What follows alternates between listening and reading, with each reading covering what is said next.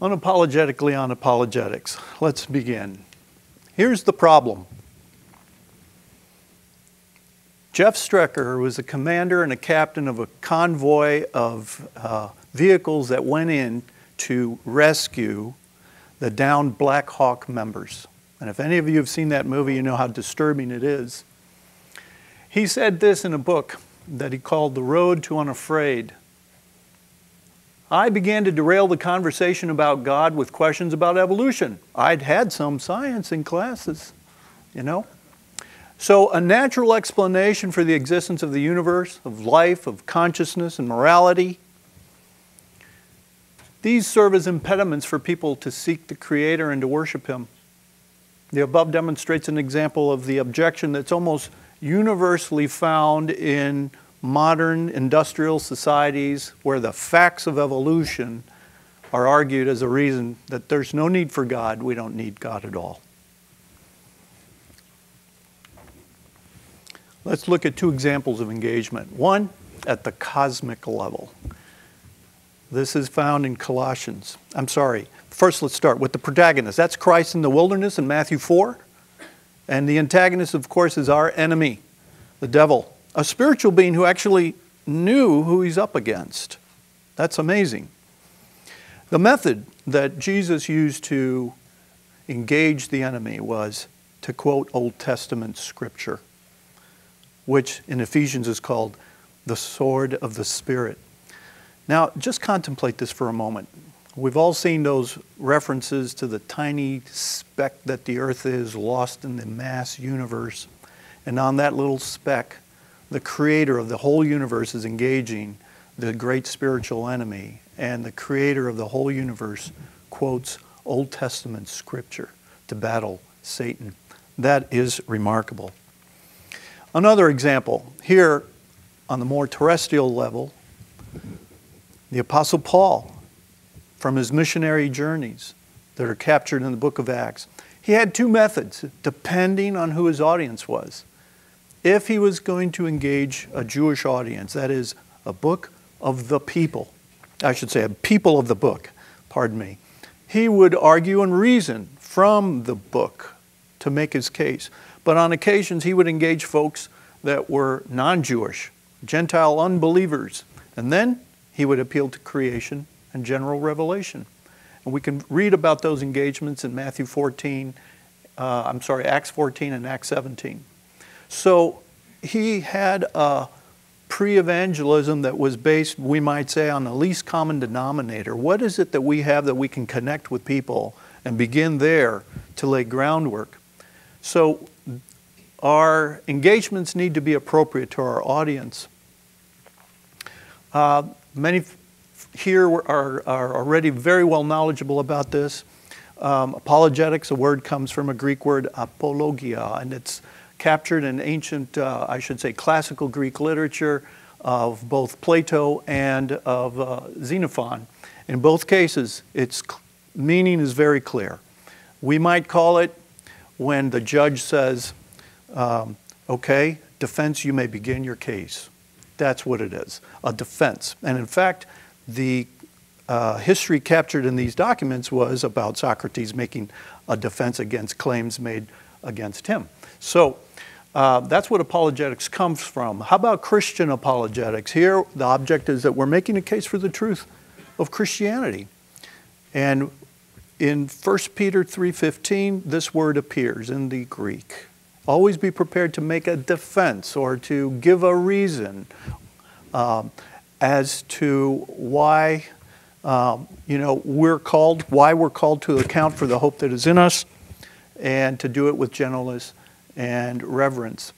Speak the truth in love. This is biblical. In fact, Jesus used apologetics in cases when he was using miracles or fulfilled prophecy to argue that the claims he was making were true. The Apostle Paul, the apostles themselves, in dealing with other Jews, would use this, as we've seen already. And then finally Paul in his missionary journeys, as we just captured moments ago. So why is apologetics important? William Lane Craig wrote a nice little book called On Guard, Defending Your Faith with Reason and Precision. I highly recommend it to folks. From there, he says, the reasons are, first of all, we can use it to shape culture. Our culture is antagonistic to this message. And we can help make the case that Christian belief cannot be dismissed simply as mere superstition. Secondly, it strengthens believers. So many of us know what we believe, and it's equally important to know why we believe these things. You never know when you're in your walk of faith, you're going to be walking through a shadow of death or some other thing that really tests your faith, and times when you can know why you believe the things you believe are true can be extremely helpful. William Lane Craig makes the claim that it also makes us more interesting people. Finally, winning unbelievers. There is a minority of persons who will respond to rational arguments and evidence, and though relatively few in number, they're often hugely influential. We can think of people like C.S. Lewis or contemporary today, Lee Strobel. Just think of his ministry, the books and videos and tremendous ministry he's had. And partly a gentleman named Anthony Flew that we'll speak of a little later in the presentation. Types of apologetics from Norman Geisler's book, The Baker Encyclopedia of Christian Apologetics. Many different types. Of course, classical apologetics, evidential apologetics. We might say that our science apologetic falls within a realm of evidential apologetics. Historical apologetics, presuppositional, revelational, and I list at the bottom experiential apologetics. This may appeal to some, but understand this is the basic argument that those from the Church of Latter-day Saints are using to make the case for why we should believe that the Book of Mormon is real, because you'll feel a burning in your heart. Alrighty. Now, then there's the personal apologetic, the fifth gospel. You. Quote, you may be the only people, as some people read. The fifth gospel, Matthew, Mark, Luke, John, you, published in 2014. It starts by quoting a 19th century British evangelist, Rodney Smith, who said, there are 5 gospels, Matthew, Mark, Luke, John, and the Christian, but most people never read the first 4.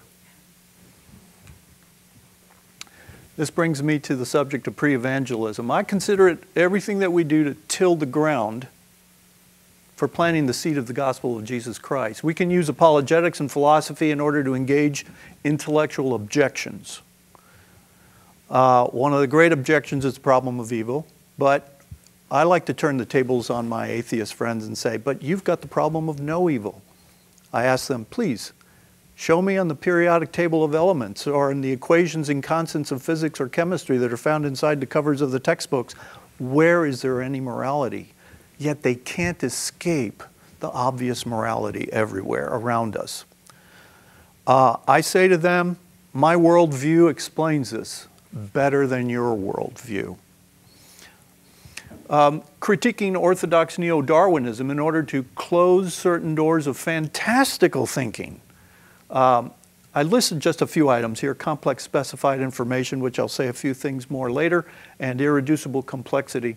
But when I think of some of the hallmark Darwinian beliefs that I think are just most fantastical, I think of course, the evolution of a land, four-footed land creature to a whale. The tremendous changes that have to happen in anatomy and physiology are mind-boggling. And then, of course, the tiny little ossicle bones that we have behind our tympanic membranes, the hammer, the anvil, the stirrup, tiny little perfectly shaped bones, they say happened from 2 jaw bones that eventually migrated up there and became specialized. These are the kinds of fantastical thinking that some actually believe. Thirdly, present problems for methodological naturalism in order to open doors of alternative explanations.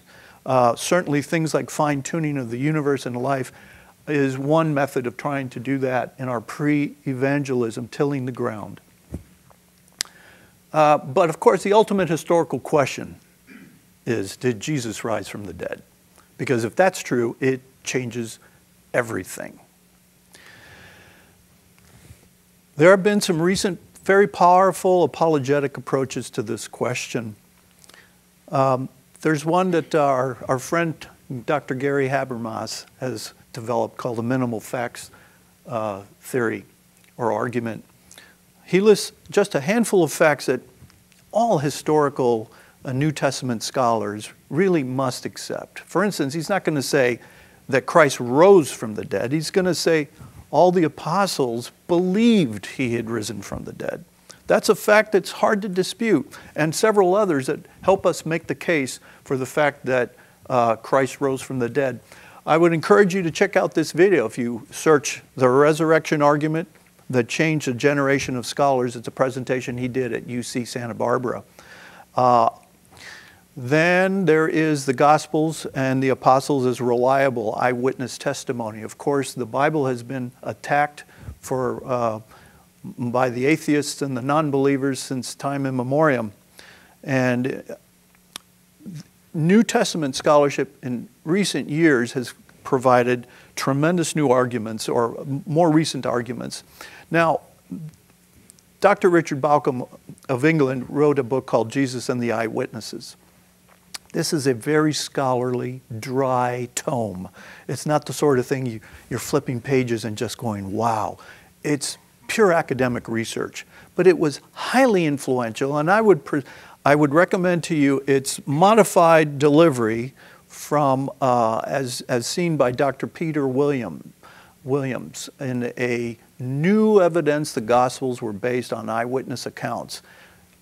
This is a tremendous presentation that he did at some church in Texas. Actually, I'm not quite sure where it was. But it uses such mundane things as statistics of names to indicate how the New Testament is absolutely reliable. And it stretches credulity to the snapping point to think that this was somehow a conspiracy document. Unintended coincidences in the New Testament is another recent development. Actually, it's rehashed. We find that some great folks had thought of this some time ago, and Professor of Philosophy Timothy McGrew and his wife Lydia McGrew are reinvigorating this argument. Her book, entitled Hidden in Plain View, The Undesigned Coincidences in the Gospels and Acts, revives this argument. Basically, it's saying that there's a puzzle-like fit between two or more texts, and its best explanation is that the authors knew the truth about the events they describe or alluded to.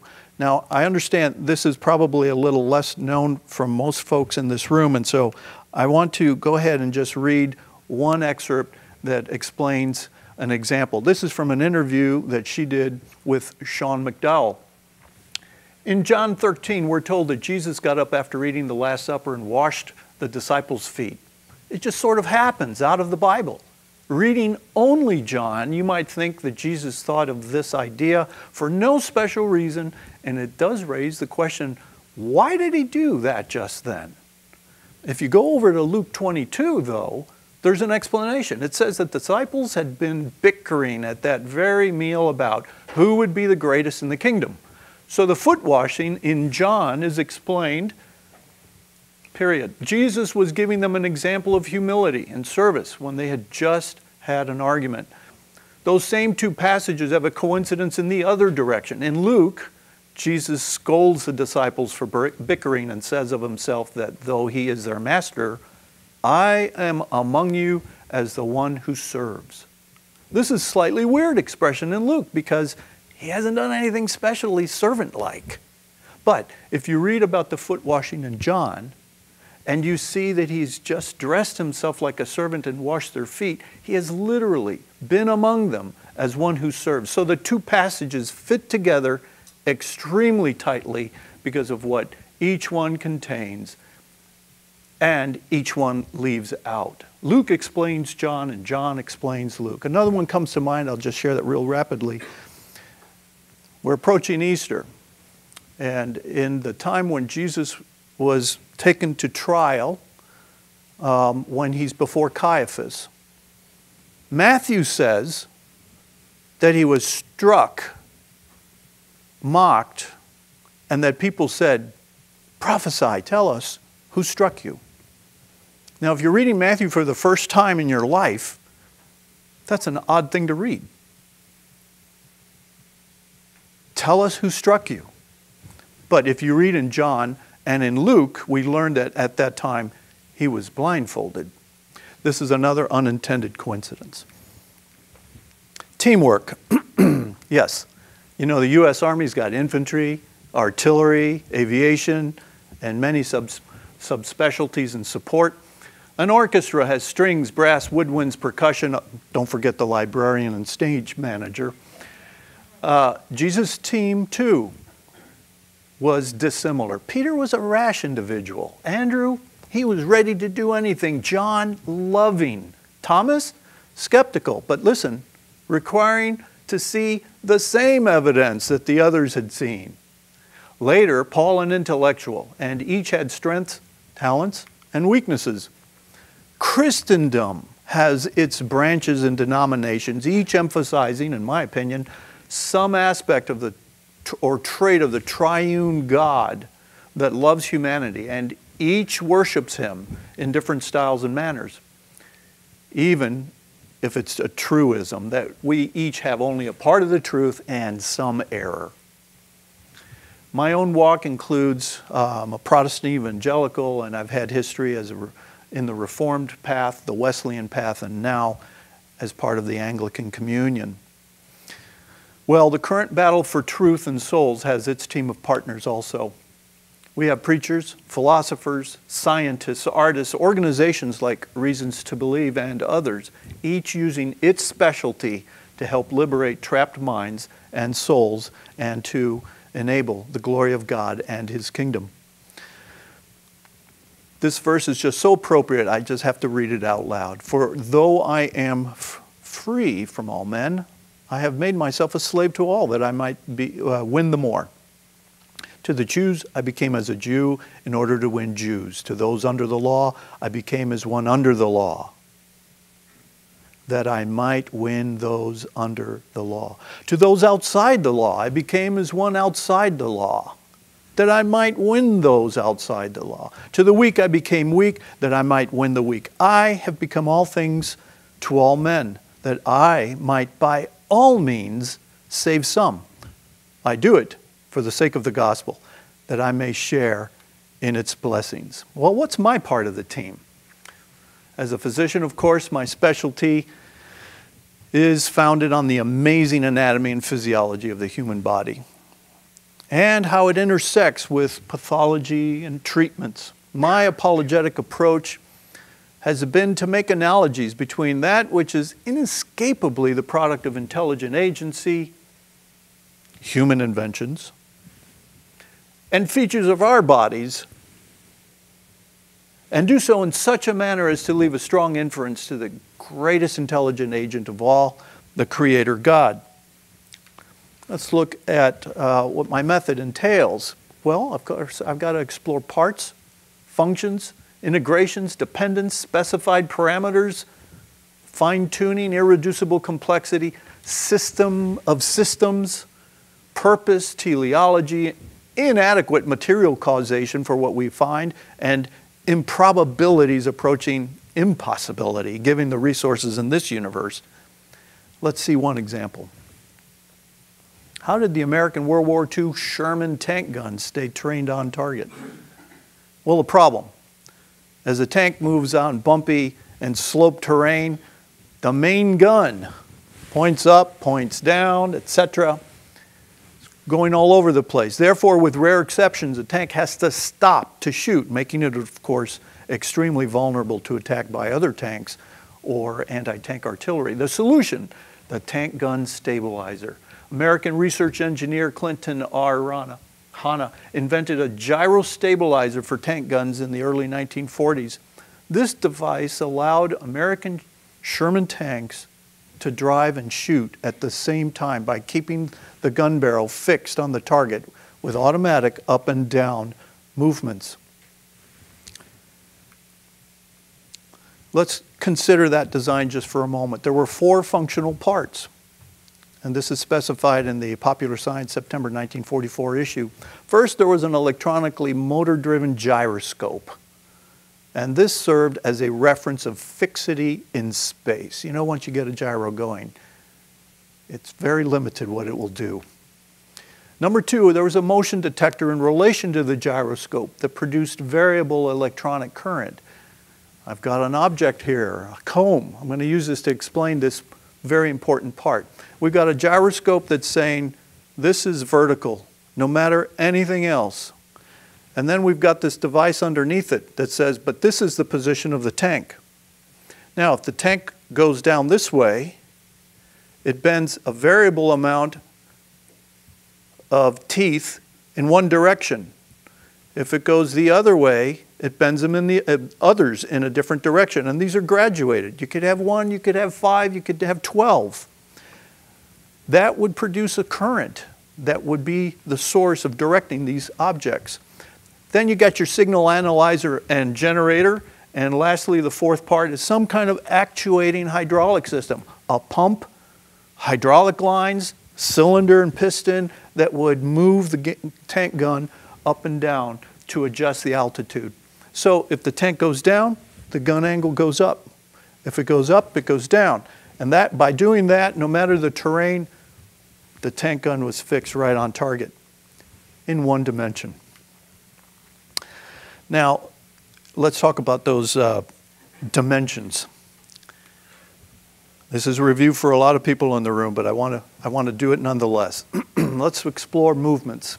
So we have translational movement, movement through space in 3 dimensions. There's forwards and backwards.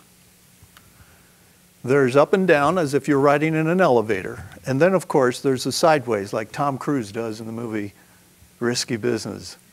And it's amazing how he and I both can calculate the coefficient of friction perfectly so that we can do that in our wood floors and our socks right every single time. Then there's rotational movement. Movement in fixed locations in space about 3 axes. So we have an x-axis, which is longitudinal. And I tell you what, I want a little audience participation here.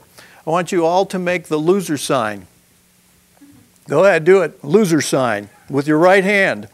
Now, bring it down horizontal like this and point your index finger right at me. All right, everybody's got it pointed right at me. Take your left index finger and stick it right here like that. These are going to be the 3 axes that we're describing.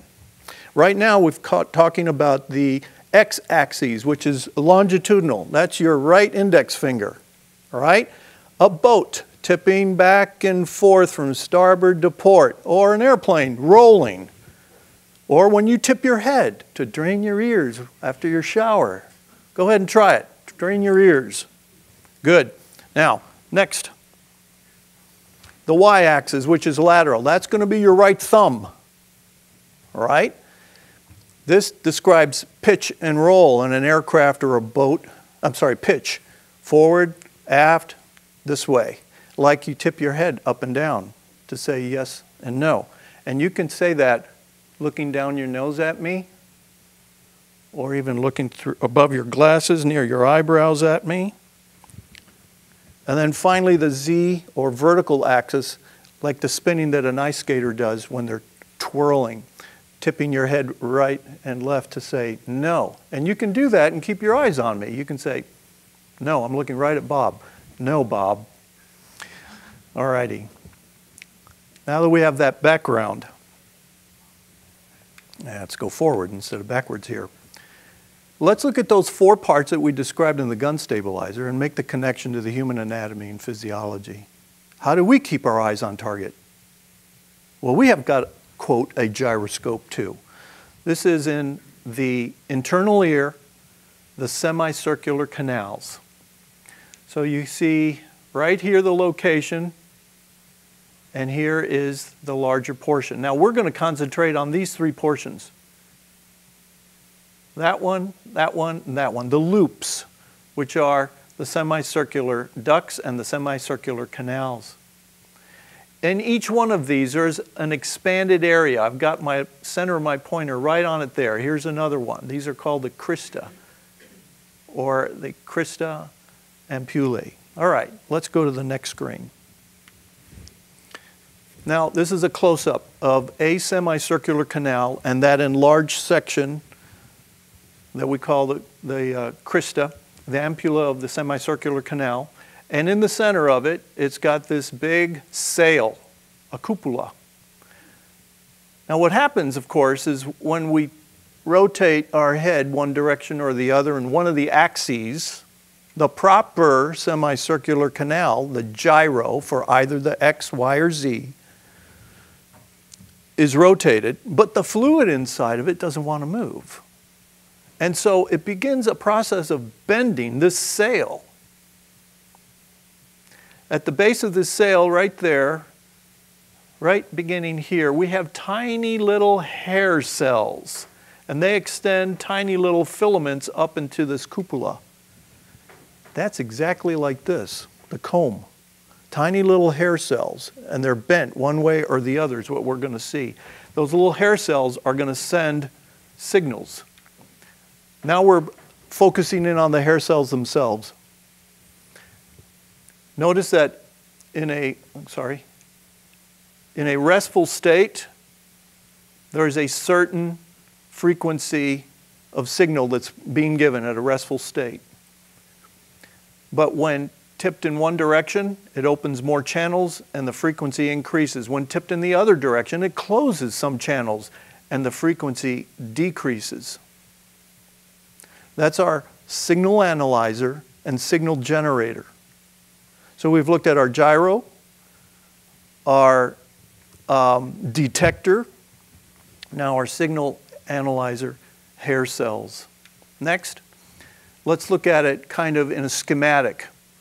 You've got on top a head that's just at rest, and you'll notice that the output from the semicircular canals is equal on both sides. And then the head is tilted to one side. It's rotated to the left. This induces movement inside the semicircular canals that are the ones proper to that axis, increasing excitation on one side and inhibiting on the other. That is fascinating. But, let me go back here. All right. Now, those signals are then sent through our hydraulic lines, which are the nerves. And if you've seen plumbing, plumbing doesn't go from point A to point B long distances without some interconnections in between. We too have these interconnections, places where one nerve engages another. Those locations are called nuclei. We could think of them in walls and ceilings as the places where some of the electrical wiring fits inside a metal box where connections are made. These run through pathways through the midbrain that are quite complicated. All right. But if you take this image, shrink it down and look at it sideways, it's this one right here. Now, the main mass of the brain is removed from this picture. So we don't have the big cerebrums. Instead, we've got mostly this midbrain and other parts. And this line down here is showing a cross-section through which we're cutting the medulla portion of the midbrain. And that's what this image above shows. One, a schematic cartoon on top, and the other below, an actual picture of a slice through our midbrains. And right about here are portions of the vestibular nucleus where these connections are being made and moved about in the body. Our last part is we need actuators. Something that actually moves our eyes in response to all of this. And those are the extraocular muscles of the eye. Extraocular meaning the muscles outside the globe of the eyeball. We also have some inside our eye and the iris. And we have 6 muscles that move the eye. If you think of a ball, we got one on each side, one above, one below, and then 2 special that are called oblique because of the way they approach the eyeball. You can see the one above here that cuts over and sideways, the superior oblique. There's also an inferior oblique. But the fascinating part is how it all fits together. This is a schematic of the whole function. So our semicircular canals are these items, the circles here at the bottom. And at top we have our eyes. The red and blue on each side are the extraocular muscles of the eyes. All the lines that you see are named nerves.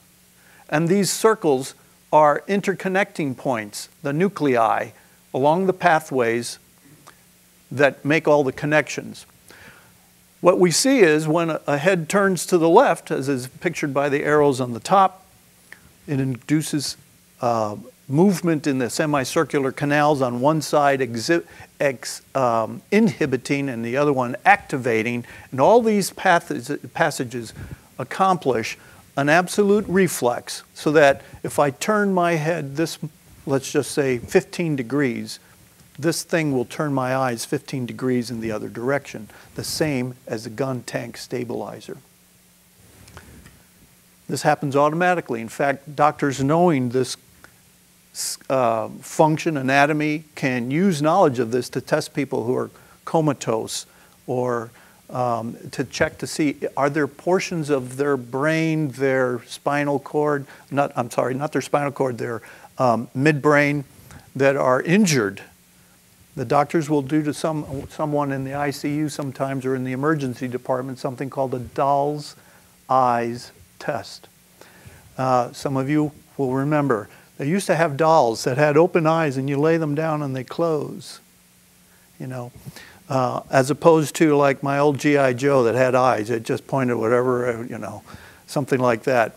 If a doctor lifts the eyelids, moves the head, and the eyes stay fixed on a target, that means all of this is working and there's no injury. If the doctor does this and the eyes just go, they're absolutely pointing the same way as the nose, that's a bad situation. This reflex is not functioning and there's something deeply injured in the patient. A fifth required part. So yeah, Hannah invented 4 parts, but the whole function requires a 5th part. And that is, both systems need a targeter to decide what to focus on. In the tank, you've got the gunner or the tank commander, and in humans, the mind decides what to look at. And only a mind can determine the value among an environment of innumerable subjects for viewing, even if a less mind than that of human. Just look at all the things you could look at right up here. Individual lights, wires, different boards, 2x4s, the whole thing. But you have determined to put your attention on me. A targeter is transcendent to the parts of the mechanism. So you can have an Abrams 1 tank that now does everything we described for the tank in all axes, and it's really great to watch video of an Abrams tank going over crazy terrain. The tank gun is moving this way in all directions, and it's deadly for our enemy. But it only does that when someone says, that's my target. And same thing for you. If you practice those rotations with your head while I was describing them and kept your eyes on me, it was because you made me the target or subject of your view. Now, I have other interests, however.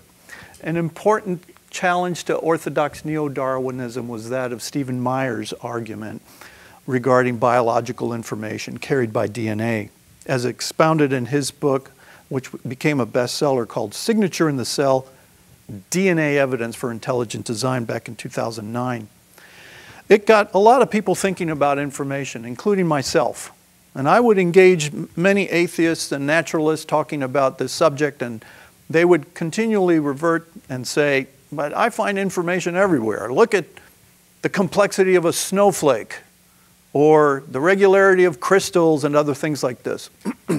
So I fashioned a categorization, which I admit is a work in progress. I'd love input from my friends here, as to different types of information. Broadly speaking, 4 categories: reflexive, descriptive, prescriptive, and aesthetic. And I decided to talk about maybe some of their characteristics, their traits, nature, range, domain, and give some examples. Let me explain. When I say range, I mean, is it possible to know the last fact? If it's possible to know the last fact about the subject, it's a closed range. If it's not, then it's open, if we can't know the last fact. And then the domain has to do with, well, where exactly is the information? These are a little harder subjects, and certainly open to improvement. But when we think of science, basically we're thinking in category B, descriptive. Its essential character is making measurements. Its traits are about spatial, temporal rates, reductional characteristics. It's empirical. Its range is closed, because if I want to know how much I can know about a single grain of salt, I can exhaustively describe that one item. And where is the information to be found? In or of that single grain of salt. So some of these examples, of course, are dimensions, mass, density, acceleration, etc. Physical and chemical laws, reproductive rates, manufacturer's specifications. I categorize reflexive information in that which I think is information about information. I like to put Shannon information in this category, but anything whenever we're using an average or a range, limits, percentages, comparisons and contrasts, a mean time before failure, MTBF near the bottom, or even just a college course catalog. This is information about other information. Aesthetic, anything having to do with the arts, its nature's transcendent, it's opinionated, stylish, emotional, affective. It can also be inspirational and imaginative. It's a philosophical type of information, and it's open. I mean, can there not be another symphony composed? Another novel? Another artwork painted? This is open. What's unique about that is it's found only in intelligent creativity. Then I save for last the prescriptive. Doctors love to write prescriptions. Prescriptions or prescriptive information is that which is instructional. So this is regulatory, homeostatic, purposed, imperative, meaning command. Now, is it possible for a doctor to write the last prescription ever? No, it's not. And new medicines will be composed or invented, and so this is an open range type of information. Yet these only come from intelligent volition. Things like prescriptions, blueprints, assembly directions, the nature of a thermostat, a musical score is a set of instructions. The whole purpose of this categorization is so that at the very bottom here I can say biological information carried by DNA. I can't fit it in any other category. Yet this category comes only from intelligent volition. The big picture take home on information, I'll add, is that all information transcends its medium of conveyance. No matter what the means is, information is higher than that which is conveying the information. For instance, this sequence, short, short, short, long, long, long, short, short, short. Many of you will know what this means. This is the sequence for Morse code for SOS. And whether you're looking at it in words, seeing it in flashes of light, hearing it in tones of sound, or seeing it scratched to deform the sand on a beach, save or sink or save ourselves, the plea for help is above sand, light, sound, pixels on a screen. The information transcends the medium of its conveyance. If you hold a penny with an American penny, it's got Lincoln on it, but there's nothing in the copper that is Lincoln-esque. Lincoln-esqueness is above the copper and transcends the medium. DNA is not information. DNA conveys information, and that prompts the question, where does that information come from? I want to give you a few examples of some very special information as I begin closing now. Take a look at this. This is a larvae of Hermoplenes tritolamus moth. So in other words, a caterpillar. Now, you probably didn't think that when you first looked at it. You said, well, that's a picture of a snake. That's the tail of this caterpillar. And it can take a more aggressive response and inflate it. And so you can see at the bottom where, in fact, yeah, there's the little legs of the caterpillar up there, etc. Complex specified information. Information that must make reference to something outside of itself. For instance, the Lincoln. It's got nothing to do with copper. That information is making reference to somebody that we know. This is making a reference to an entirely different animal.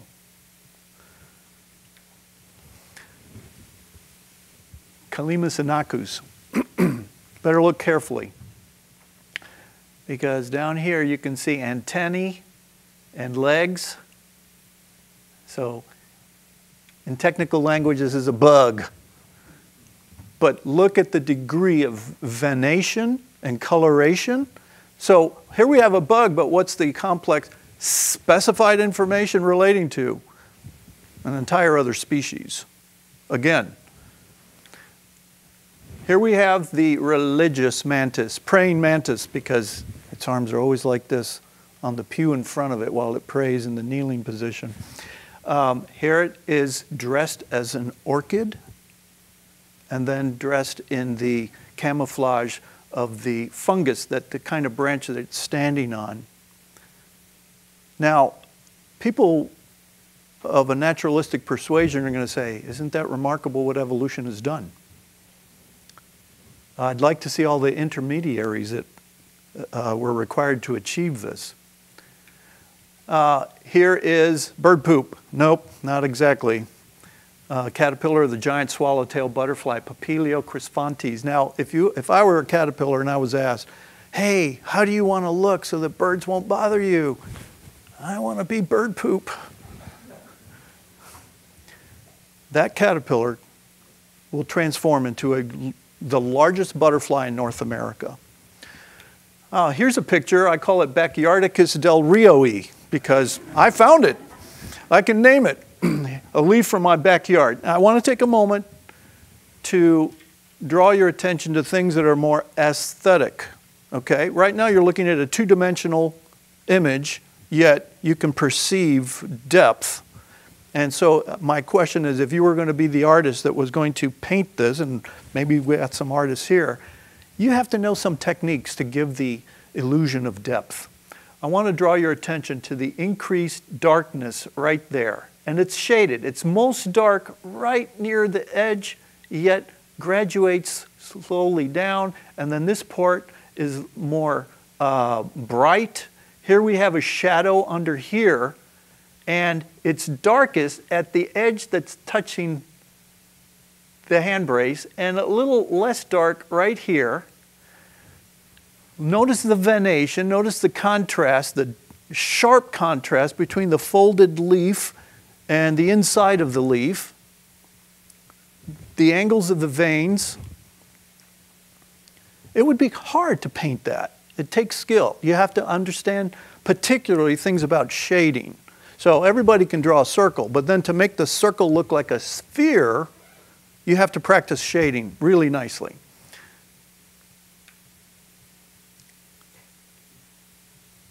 Look at the same features here. Notice the extra dark right at the top edge. Let's look over here. Extra dark here, but brighter down here. The sharp edged contrast of the edge of the curled leaf and the inside of it. The degree of the veins and all of that, but you're not looking at a leaf. You are looking at a moth. That's the wing of a moth. Now, that's a flat wing. It's not curved, otherwise the moth would not be able to fly. It's an absolutely flat canvas that has all the same features that the other image had. Perspective that is wildly creative. I just can't believe that this kind of specified information can happen by chance and mechanistic means. I believe these are other types of fingerprints of God, where he goes, now watch this. I know I've created all these different kinds, and I'm going to make one of these look like one of these, and one of these look like one of these. That's what we call in the art world virtuosity with élan. Okay, up here we've got the adult form of plant hoppers. All right, and their defense mechanism, threat, jump, and jump well to get away. But you know, plant hoppers have to go through development and maturation, even as humans do. And all of us start out as babies. Some of us have some babies at home. And you know, they can't move their extremities very well. They have yet to command things like gross motor control, let alone fine motor control. And so they're laying there and their arms and legs just do anything. And if called upon and required to make some kind of movement, a baby can't handle it. The reason why is its nervous system is not yet matured. The nerves are still getting coated with the insulation. And lots of things have to progress before we can begin crawling, getting on our feet, and doing all that sort of thing. Same thing for this when it's little. If it tried to jump, it would have this discoordinated ability to escape capture. And so God gave it gears in its legs, in its infant form, in its early stage, so that instead of coordinating movement to jump, it simply activates movement to jump, and the gears make it all happen really, really well. Gears in nature. This is a milk cow, Holstein Friesians or Bos taurus. I like to call it the subspecies Globus terrestrialis. I'm going to let you look at it for a moment.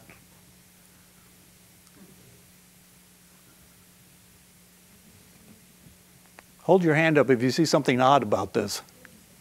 2, 3, 4 people, look closer.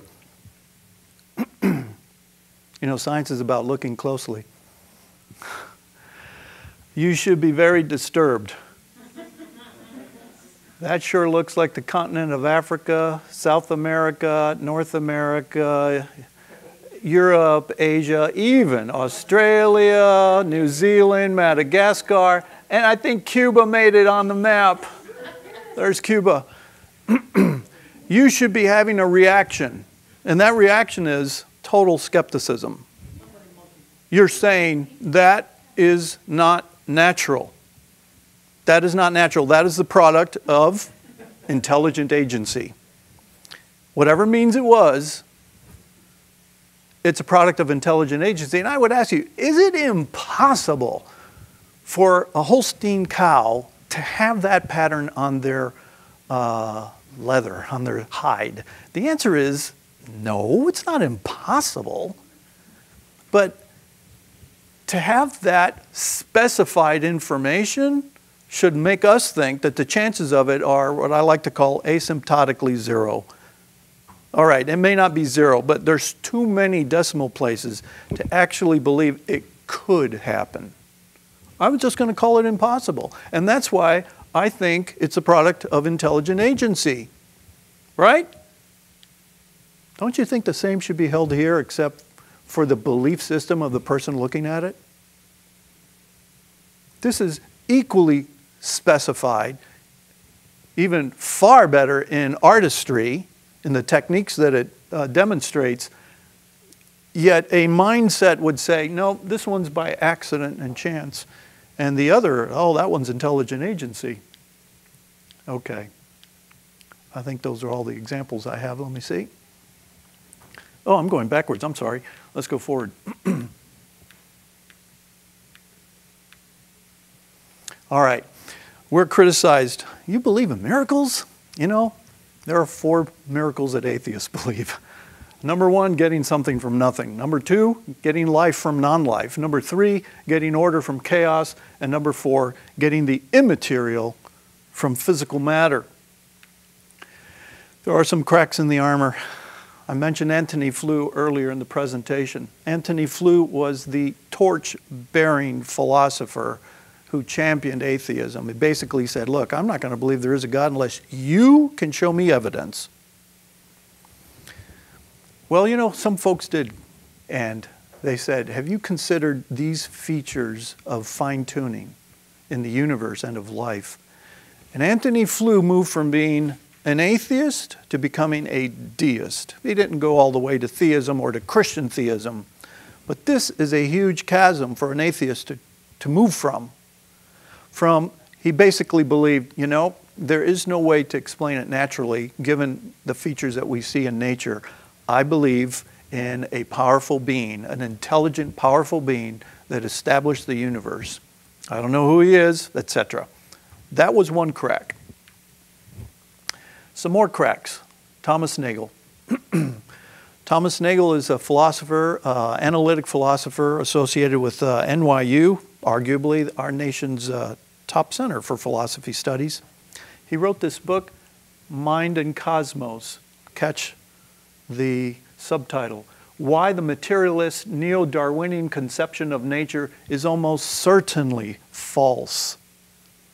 Now, where atheist miracle number 2, order out of chaos, was the one that Antony Flew was moved by in fine-tuning explanations, here Thomas Nagel is more impressed with the problem of immaterial from material. And in his book, he writes about consciousness. How can you explain consciousness? How can chemicals take on thought, and even thought that can think about thinking? He was brave enough to put it in a book. And it's an incredible crack in the armor. Alrighty, so let's come full circle. Captain Strecker had said, I began to derail the conversation about God with questions about evolution. I'd had some science classes in school. Our response? Hey, really? I would love to hear what some of your questions were. Later we could ask, hey, are you aware that Max Planck, the father of quantum theory, said all matter originates and exists only by virtue of a force. We must assume behind this force the existence of a conscious and intelligent mind. This mind is the matrix of all matter. What do you think about that? Always be prepared to make a defense to anyone who calls you to account for the hope that is in you, and do it with gentleness and respect. And thank you for your attention.